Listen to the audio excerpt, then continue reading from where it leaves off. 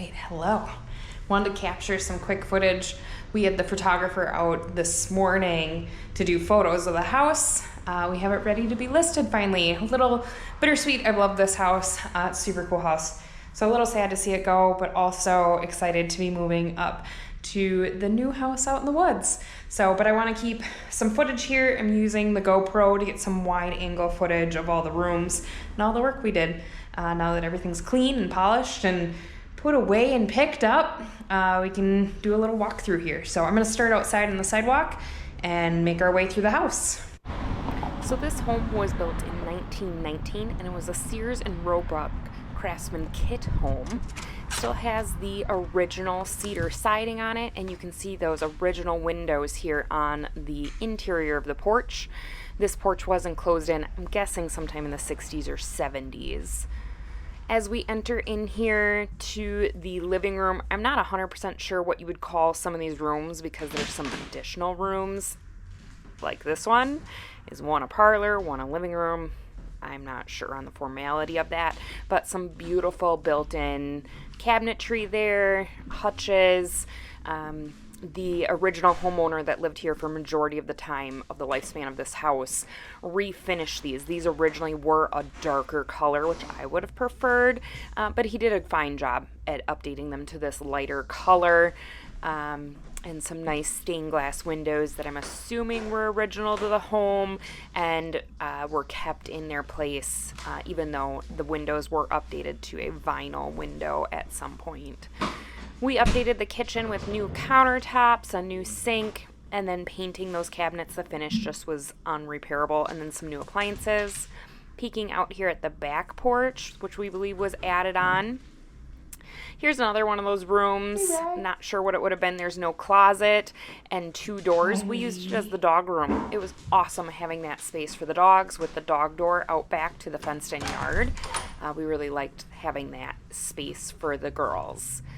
Nice linen closet in here, and then access to a hallway closet as well as the back side of the master bedroom closet. We kind of called this the room with doors because to the left there is the master bedroom. It was spacious enough for a queen size bed, and then again that master bedroom closet was quite large and you could walk all the way through it. Kind of a weird layout, but a house built in 1919, they had much different needs than we do today.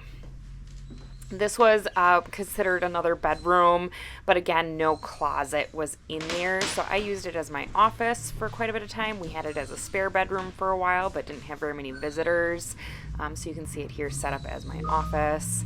Nice having that space as well. And then the bathroom that we updated with just a walk-in shower because we did add, we'll show you at the end, a clawfoot bathtub in the basement for some soaking. So nice having updated amenities in there.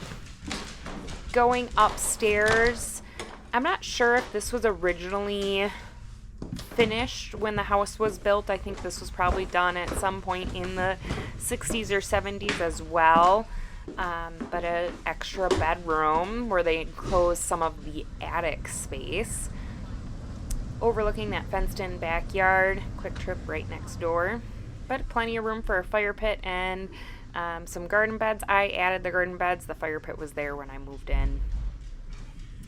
We put down new carpeting in this space and painted. I used it for my Poshmark closet for the most part. Did photos and packaged up Poshmark items up there. And again, guest bed if we did have a guest. And then this was kind of my overflow of inventory for Poshmark was kept up here in the attic space. This did get cold in the winter and hot in the summer, but it was nice and dry, so it was good overflow storage. Going down to the basement, we added just the snap together foam tile floor kind of for a gym space down in the basement. And there's Cole's office, storage for holiday decor under the steps there, and then the updated laundry room and bathroom. This was already a bathroom when we purchased it. However, it was not in working order, and there wasn't a tub. It was just like a freestanding shower with no, it was just plumbing. There was nothing. So we added the vanity for the sink, updated the toilet, and hooked everything back up. So nice usable space there.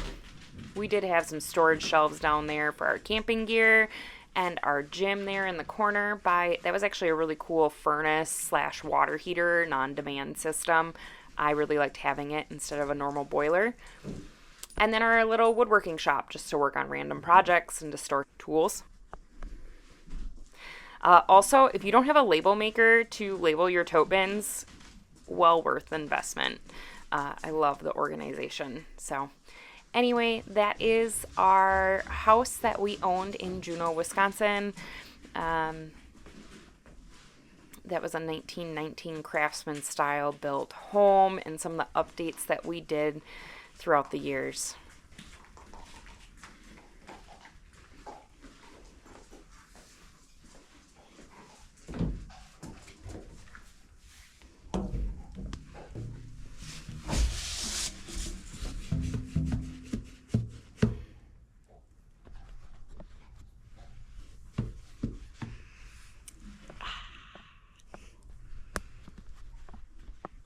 Lee, what are you doing?